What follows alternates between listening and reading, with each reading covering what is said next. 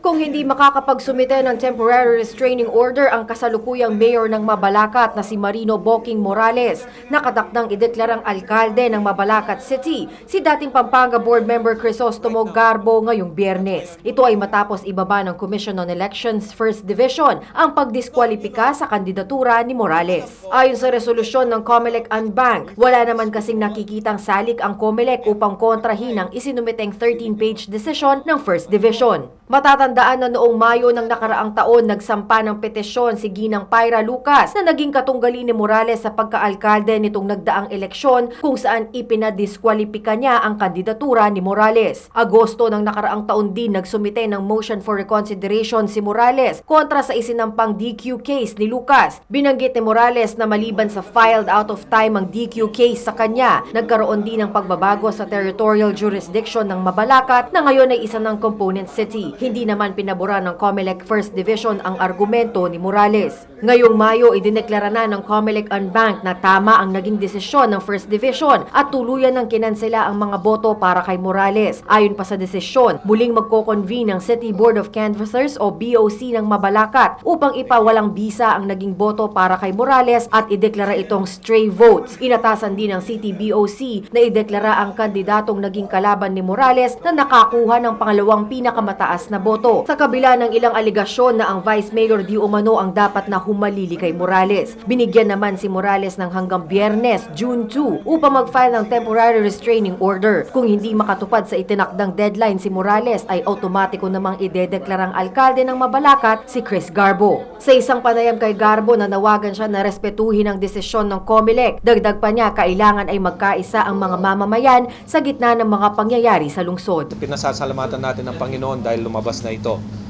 At my plan is to wait the 5 days remedy of our mayor. Karapatan niya yun eh. Kahit sino naman may karapatan na pumunta doon. Lahat ng remedy kailangan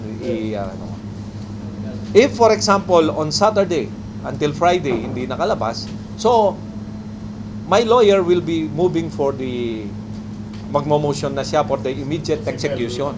Oo. Magmo-move na siya for immediate execution. To my fellow Mabalaqueños, let us just wait for the final decision until Friday. If ever that I will be proclaimed and sitting as your mayor, well, sana there will be a cooperation among the people of Mabalacat for a new and vigorous Mabalaqueños. Good governance, people's participation, no, and transparency. Sa ngayon ay hinihintay pa ang magiging hakbang ni Morales, lalo na't ito ang huling araw na ibinigay na palugit upang mag-file siya ng temporary restraining order sa naging desisyon ng COMELEC.